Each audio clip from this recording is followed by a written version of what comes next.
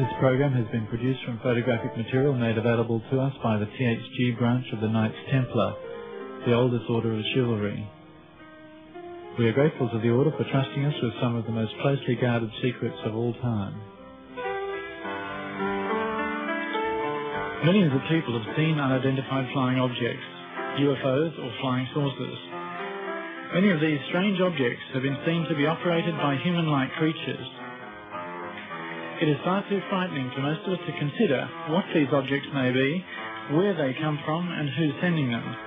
But in this program we will examine the evidence in the form of photos, diagrams and plans which link the enormous number of sightings during and after World War II with research, construction and test flight of a great number of electromagnetically driven craft.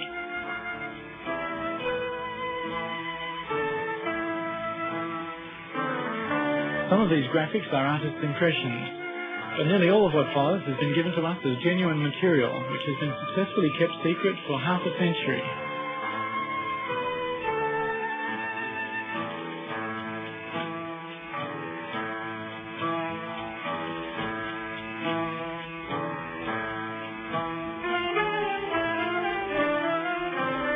These photographs were taken by an eyewitness who describes a saucer-shaped craft flying a little faster than a jet airplane, flying very low, emitting a faint singing noise. These photos were taken as it flew above him. The sighting was in Germany.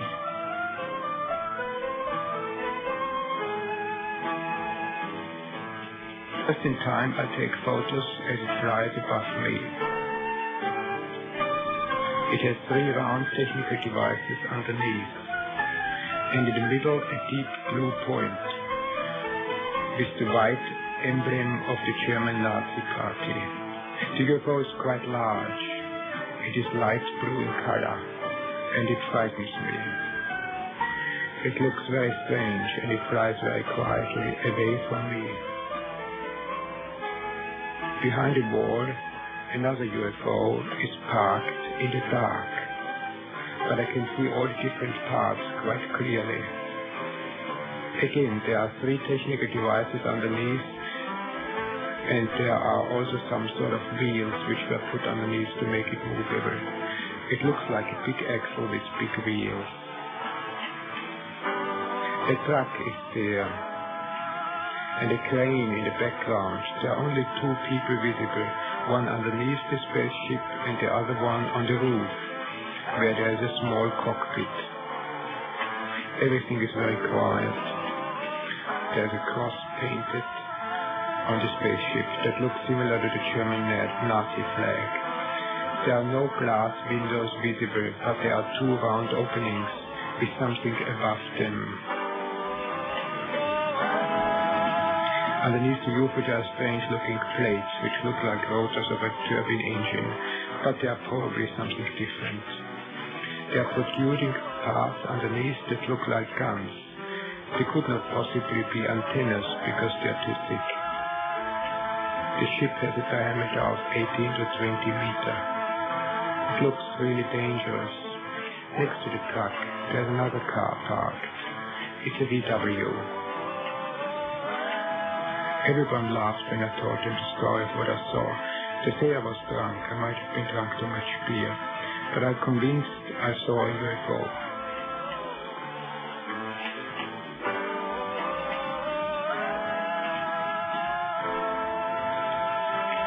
In the week following this UFO report, there were other reports also from Bavaria.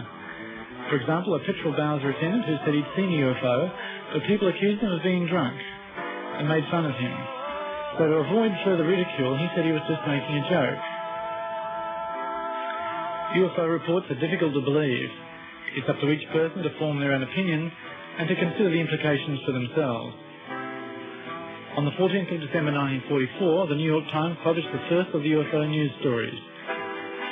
Floating mystery ball is new Nazi air weapon. It was disclosed on December 13th by the Supreme Headquarters of the Allied Expeditionary Force that a new German weapon made its appearance on the Western Air Front. American airmen report that they are encountering silver-coloured spheres in the air above German territory. The spheres are being encountered singly and in clusters.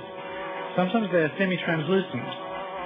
This report is suggestive of electromagnetically driven craft. These objects frequently appeared where German troops were concentrated in northern Europe. Many ghost rockets were sighted, especially in Scandinavia and Norway.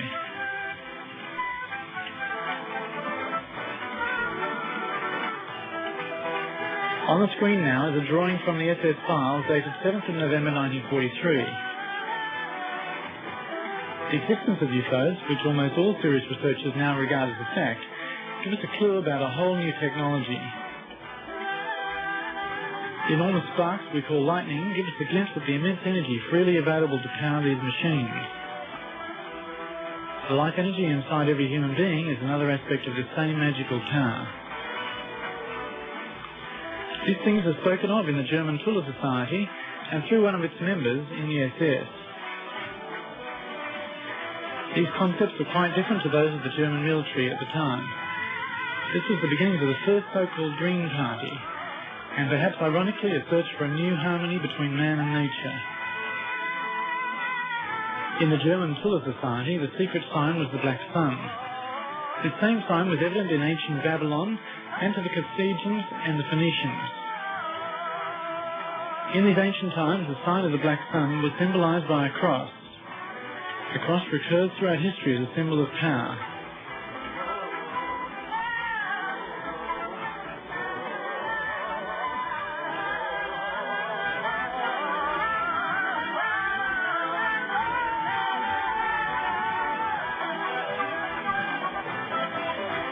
This symbol can be seen in the swastika of the Third Reich.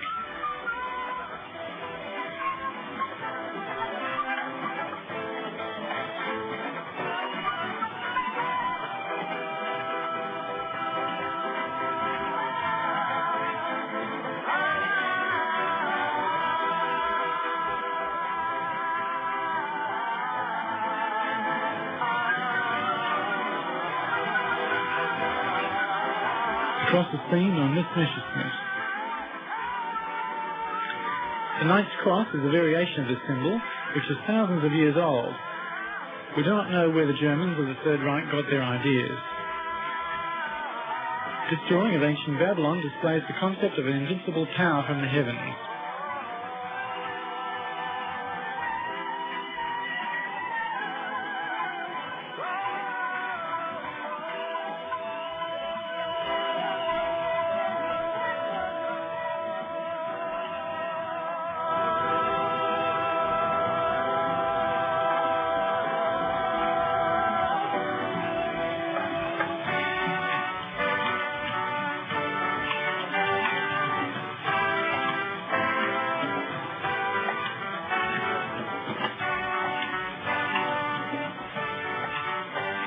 Victor Schauberger was one of the leading scientists in the very intense push for a new and clean energy.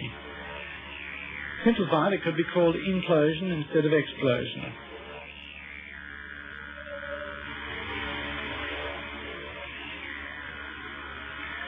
There was a group within the Third Reich who were searching for constructive solutions, not destructive ones. In these diagrams you can see a new type of vehicle was being planned.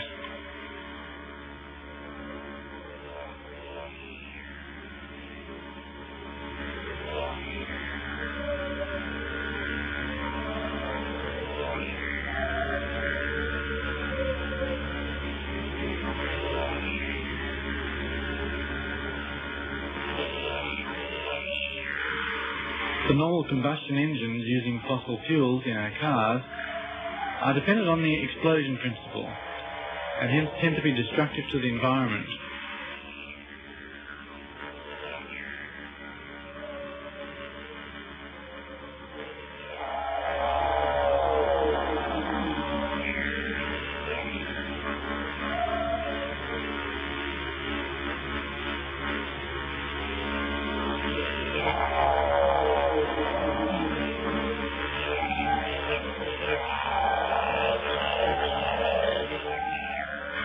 Victor Schauberger's experimental vehicles were based on esoteric principles and focused his research on electrogravitation. In other words, regarding gravity as an electrical force which can be utilized for propulsion. The U-13 department of the SS concentrated their efforts on this technique. This was the means by which the Hanibu flying saucer was powered. Here you can see the construction plans of the Hanibu 2.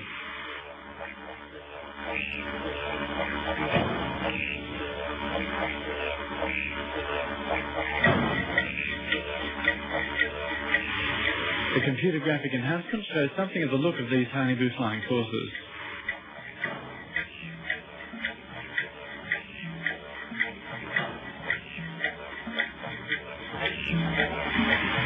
The engine is very likely to have been designed by Captain Hans Kohler and built by the German AEG company in 1944.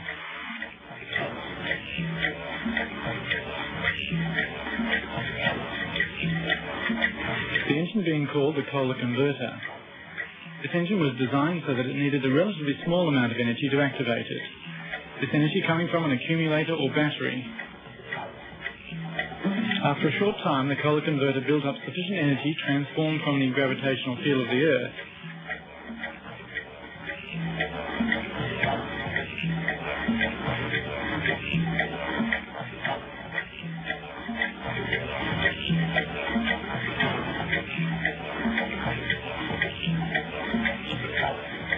This is a diagram of the Kohler converter. And this is a photograph of the actual converter, operating on a principle of genius simplicity. This is a preliminary sketch of the Hanibu 2. The cockpit here is outlined in red.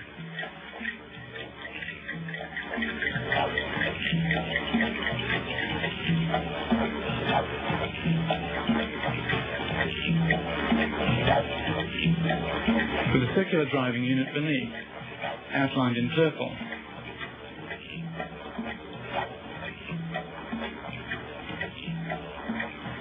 With adjacent space for people or soldiers. This machine was built somewhat like a modern ship, designed to be self-sufficient for long periods of time, with sleeping space and working area. Looking a bit like the brim of a hat, the saucer part of this machine is the means by which it is steered. This being achieved by emitting an electrically generated force in the chosen direction. There were a number of other spherical and saucer-shaped prototypes also built at this time, but using conventional rocket power. Under the code V7, a number of military prototypes were developed. These were concurrent with the V1 and V2 rocket development. The Schreiber-Habimol flying machine was a jet-propelled vertical takeoff and landing craft developed in 1942.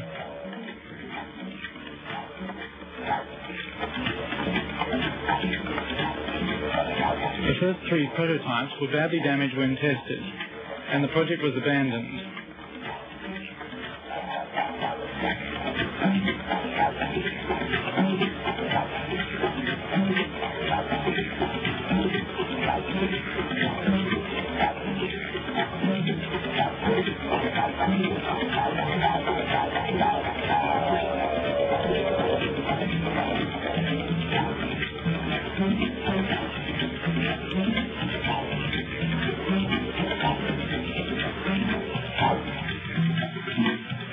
Dr. Richard Nitti, in cooperation with the Italian researcher Dr. Giuseppe Belluzza, also worked on a flying machine which was round in shape, and developed a new V7 prototype.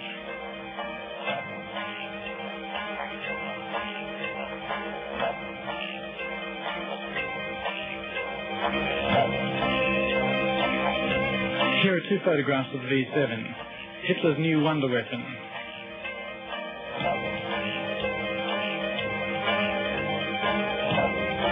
On the 7th of April 1944, Nitti showed construction plans to Hitler and demonstrated the vehicle in flight. In this photograph, Hitler is standing next to a model of the new prototype.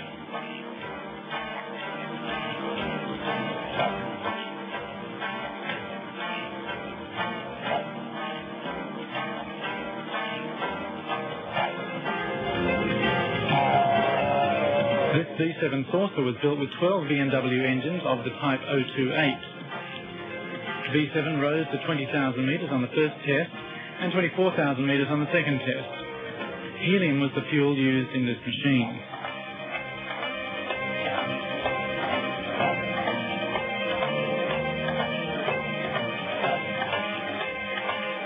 Here is a plan of the V7. After this, a new smaller type called Vril was developed. Here you can see a sketch of the Vril. And here's a photograph of the test flight. Work on these unconventional flying machines was a race with time, since conventional rockets were also being developed, and it was a matter of competing for resources, materials and manpower to build them.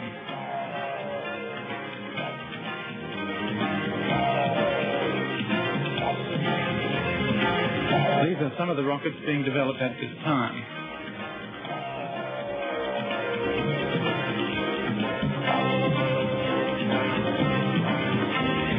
Every nation involved in the Second World War were developing new weapons. But the real wonder weapons were not associated with fire and noise, but were being developed and propelled quietly and secretly.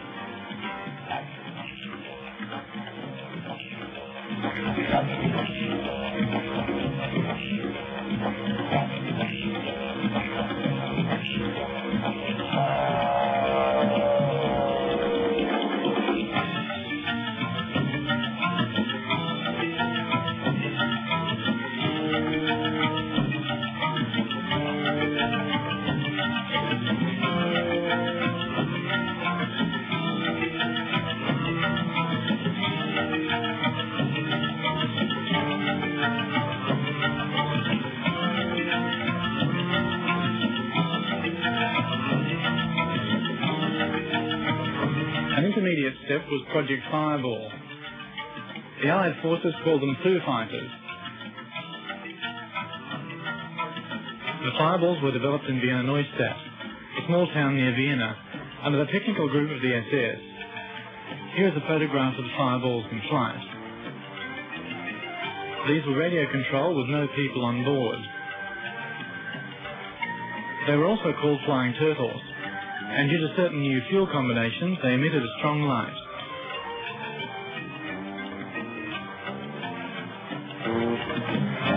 Developed to disrupt the ignition systems of enemy aircraft. This fits in with numerous reports of power failures associated with UFO sightings, including the New York blackout of the 60s. Next we have a drawing indicating the relationship between the Earth's magnetic force, seen here with the North and South Pole, and the electromagnetic field around the flying saucer.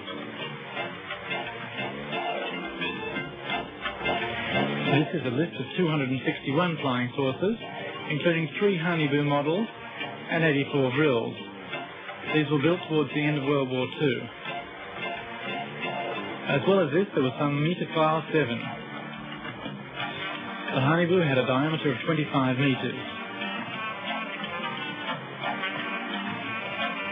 The development and construction of these flying machines created the most top-secret documents and the most top-secret projects of the Second World War. The engine of the Honeyboo was the Kohler Tachionata electrogravitation motor in combination with a Thundergraf belt generator. Most of the photographs are of the Honeyboo 2.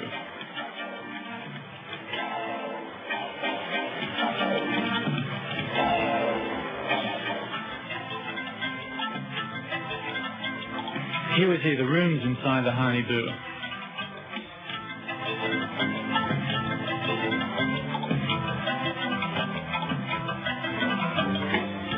From these drawings we can imagine what it would have looked like inside a German flying saucer.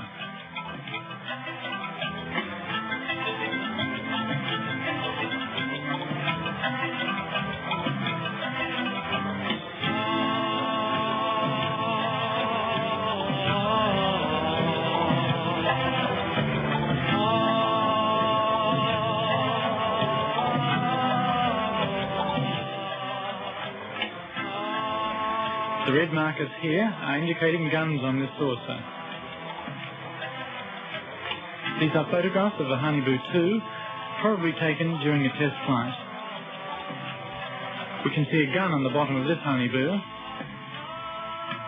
and what may be a symbol of the Third Reich.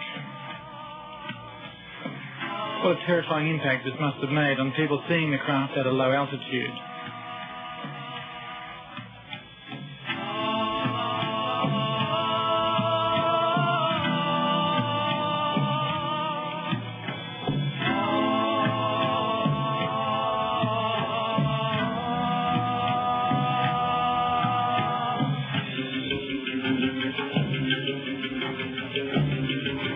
is a tank gun on the bottom of a Hanibu.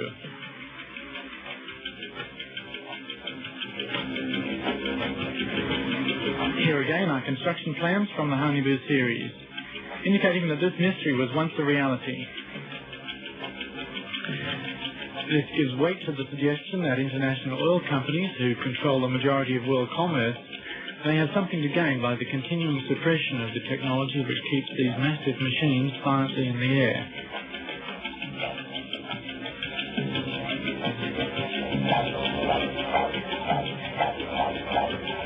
One explanation for the emission of light commonly associated with the night sightings of UFOs is that one method of propulsion is an intense cathode ray emission, creating a vacuum into which the craft moves. This form of propulsion is compatible with the misty impressions of this photograph.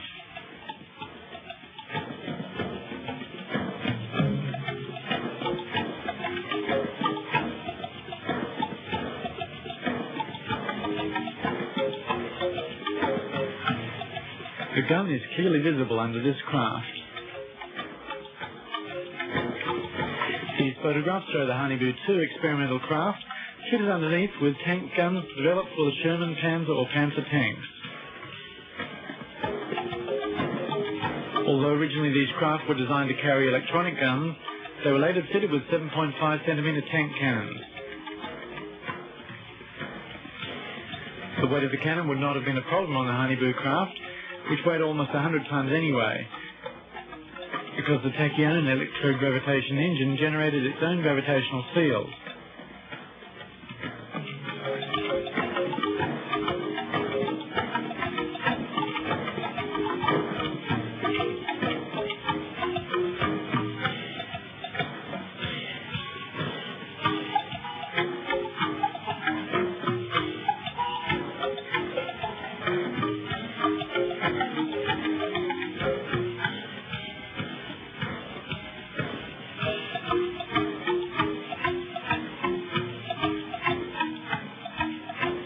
Plans have been discovered for much larger craft.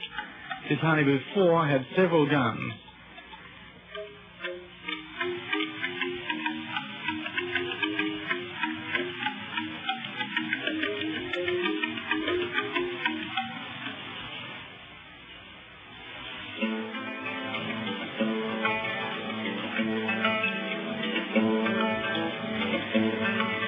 There was also evidence of small, highly maneuverable craft. There were 17 Vril of 11.5 metres with a speed of 2,900 kilometres per hour with remote control guns. On this Vril 9 plan we can see the cockpit of this one-man craft.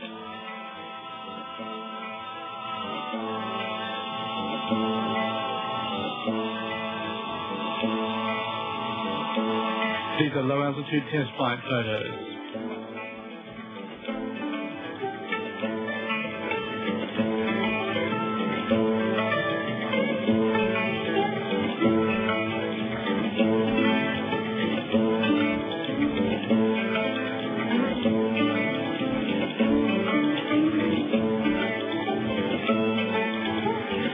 On this enlargement, we can see the pilot in the cockpit. UFO information is also available from the Huygens Society. Next, our translator comments on some newspaper clippings.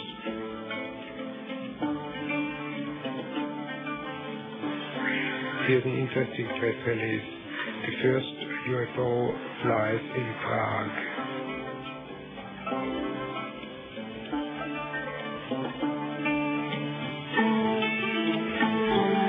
Saucers invented in Germany. Reconstructed flying saucers. The question if planet Earth is under the control of the UFOs is an interesting one. Is there a danger from an invasion from space? Above the river Elbe, there was seen a mysterious flying saucer. There was a hunt for UFOs in Canada too.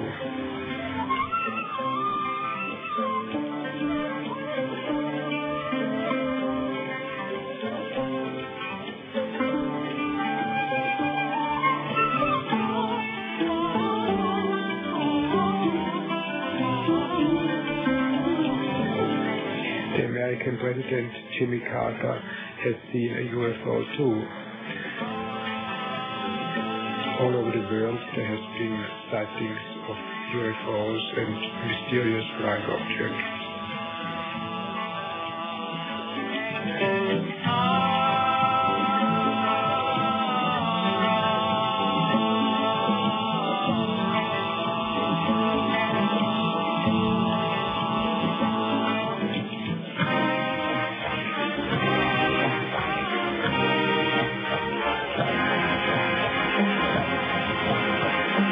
Mysterious UFO turns alarm at the NATO. Secret UFOs above Hessen. The interest of UFOs is Soviet aim too.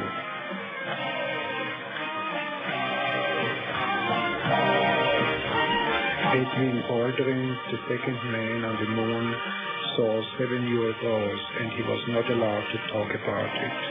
UFOs at night above Hamburg. 2 policemen saw it too. 100 Germans saw a blue UFO. The watch stopped.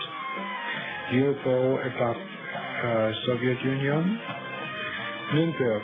Pilot hunts UFO. US secret documents prove UFOs caused atom weapons to be useless. Space pieces, a newspaper headline. The mystery of UFOs are solved. UFOs do not come from outer space, but are Nazis who want to create a new Reich. Governments of the world are informed but afraid. If there is a serious economic crisis, they are afraid the Nazis will come with the flying saucers.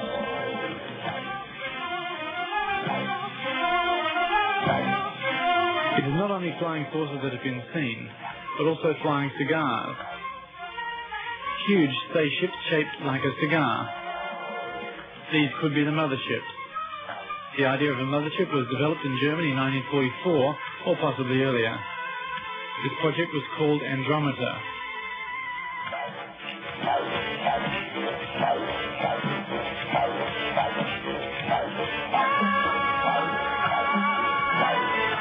They were 109 meters long, powered by 4 Tula engines.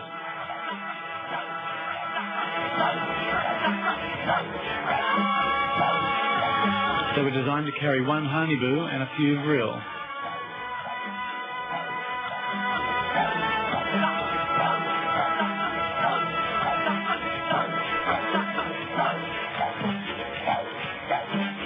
This is an example of a construction plan very rarely seen.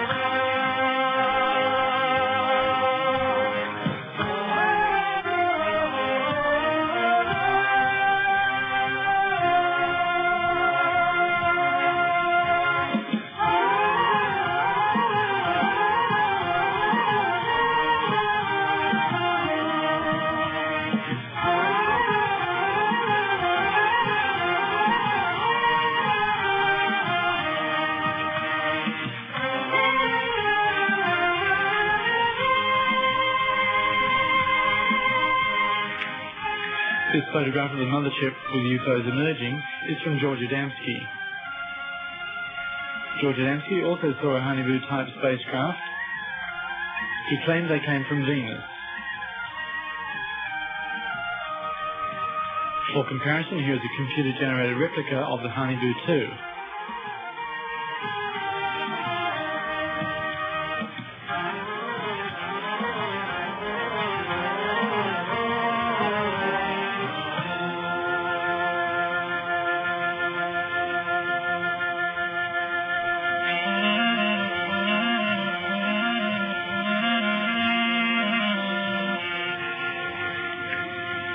is a CIA paper from 1952 requiring all UFOs to be reported to the military. The CIA recommends to security advisors what information may go to the press in order to avoid panic. Almost all photographs from then on have been censored.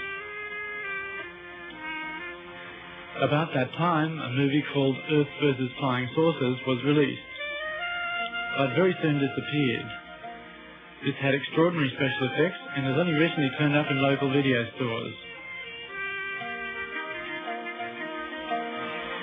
This German news clip is a report that an American farmer who witnessed the landing of a flying saucer claimed that the occupants spoke German. The farmer was arrested.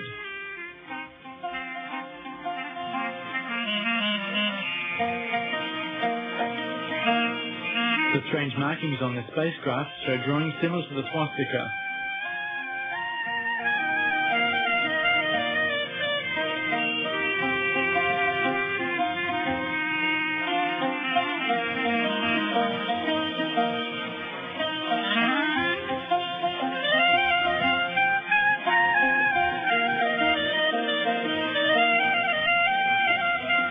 Adamski had a friend who also saw flying saucers landing. He was a relative of Winston Churchill. His name was Desmond Leslie. Adamski and Leslie were not arrested. From then on, saucers looking like a Honeybutu were thought to come from Venus. The origin of the many types of UFOs seen in almost every country on the planet remains a question.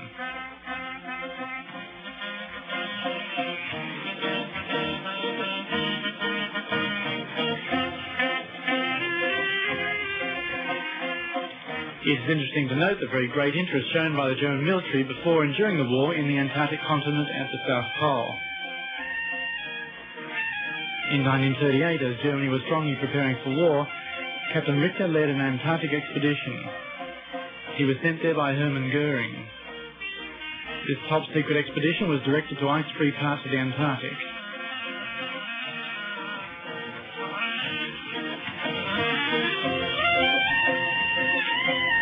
The German part of Antarctica was called Neuswabenland.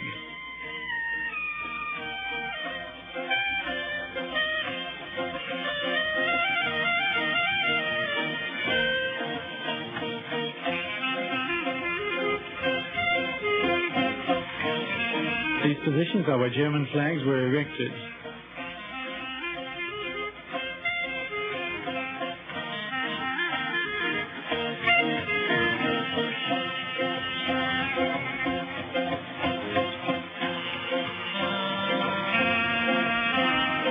This is a document of gratitude signed by Hermann Goering.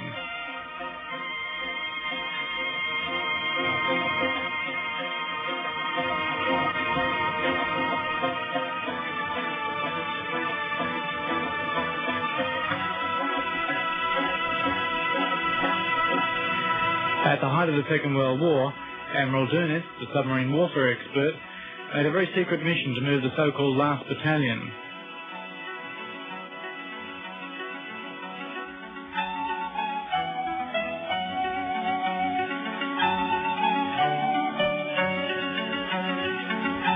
This is a list of nearly 100 U-boats, which remain unaccounted for.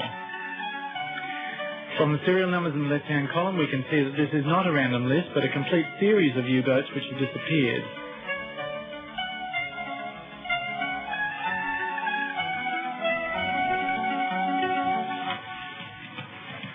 There is evidence of a number of secret bases in the Antarctic.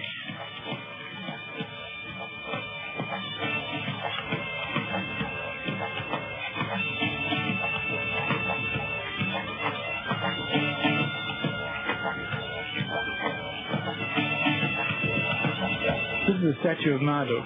More of him later.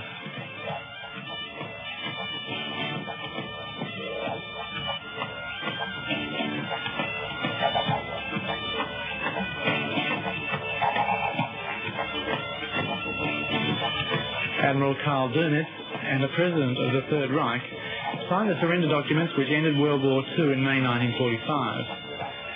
But they never surrendered the Third Reich itself. So officially Germany never surrendered. And this raises the possibility that there may still be German forces in the Antarctic.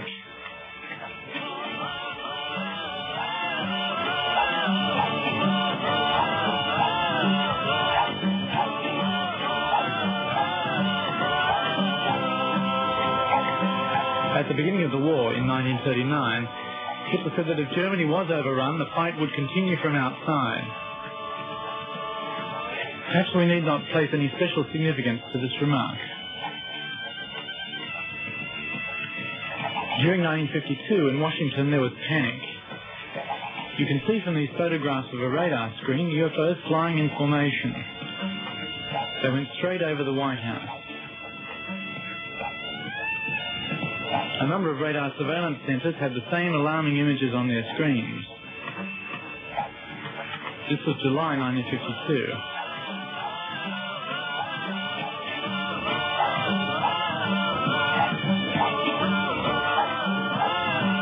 Some years prior to that, in 1946 and 1947, Admiral Byrd undertook a US Navy invasion of Antarctica disguised as a scientific expedition. It had the code name High Jump. After preparations in the previous year, Operation High Jump started on the 30th of February 1947. And yet on the 4th of March, after the disappearance of several aircraft, the expedition was cancelled.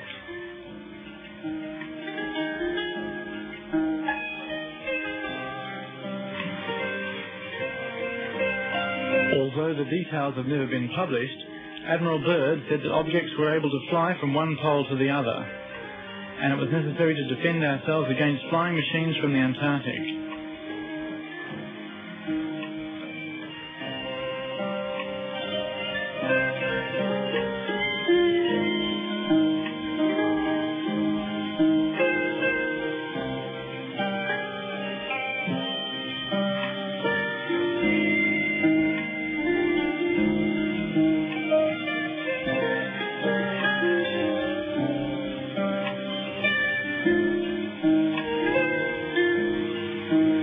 This is a sketch from the German magazine Spiegel indicating the flying patterns of UFOs.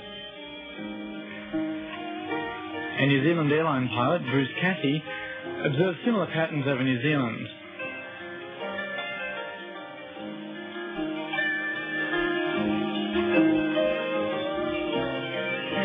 In 1958, the Americans sent a major expedition to the Antarctic, during which on the 27th of August, the 30th of August and the 9th of September, there is evidence that nuclear missiles were fired at Neusbadenland, the German territory. This could be linked to the holes in the ozone layer in the Antarctic today.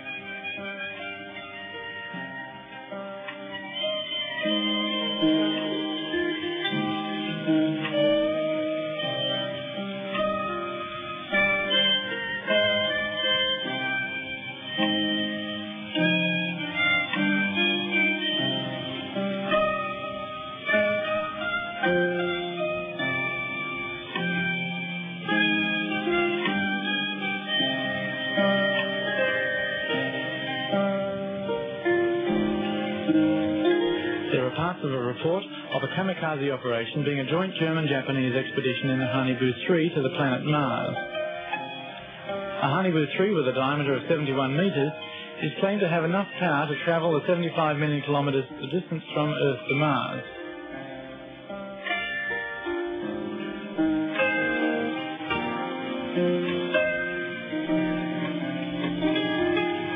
There is a 1945 report that the SS Department D4 decided to make this journey.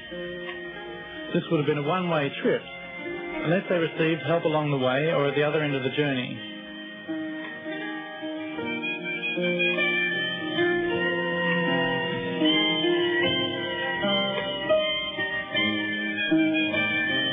In this latter part of the war, the level of desperation was sufficient to try anything that could change the fate of Germany. The Hanibu 3 was supposed to reach Mars in 8.5 months, in January 1946. The Hanibu 3 was the only craft which had the speed to reach Mars, and yet if it did arrive, there's no evidence of a friendly welcome. These photographs of the surface of Mars show the bleak landscape that would have greeted these space travellers.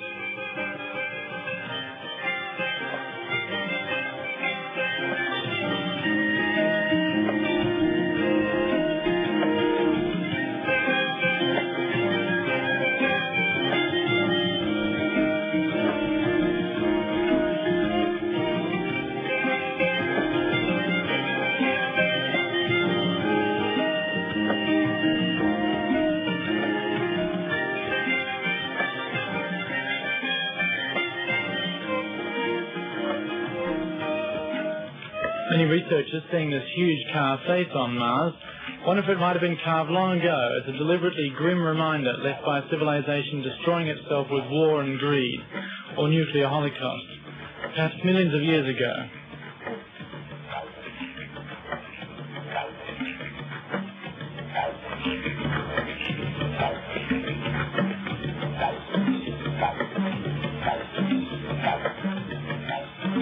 There's an old Egyptian legend of the god Marduk being sad about his home country, Mars. There are photographs of pyramids on Mars and of a ruined city the size of Los Angeles, complete with an underground grid system still emitting infrared or heat radiation.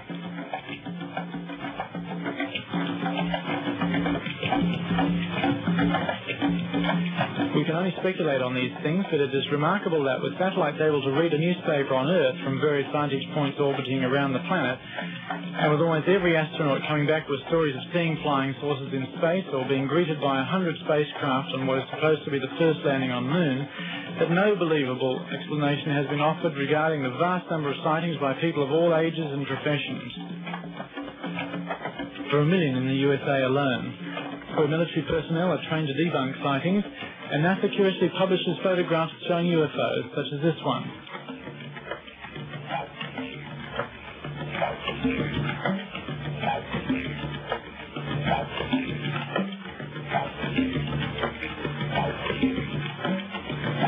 Whilst it makes little sense for armament manufacturers to create hundreds of thousands of nuclear bombs, enough to extinguish all life on this planet many, many times, there is likely to be more to this puzzle. And it may be one of the many vitally important realities which are kept secret by the powerful few.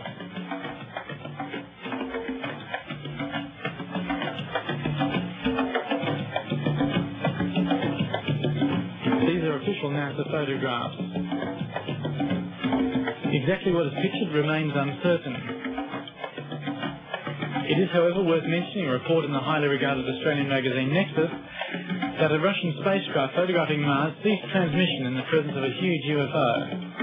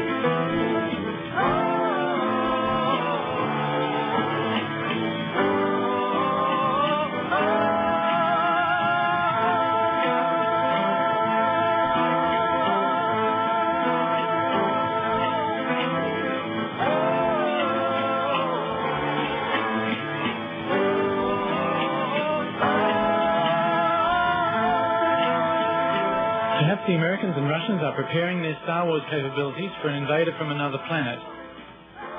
Or perhaps we are being used as a manufacturing base for deadly toys to be delivered to some distant intergalactic war game.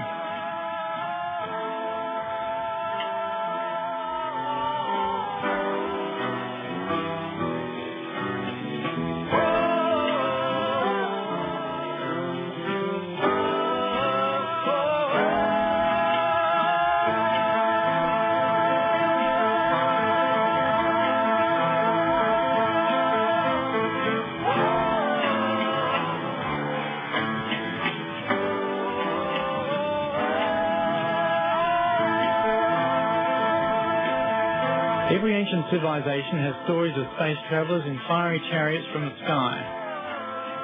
These pictures show the legend of Marduk. Legends of Marduk and other space gods from the past usually include predictions that they will return. We're still left to guess whether UFOs seen so often are evidence of visitors from outer space or examples of advanced anti-gravity craft made secretly on Earth in great numbers.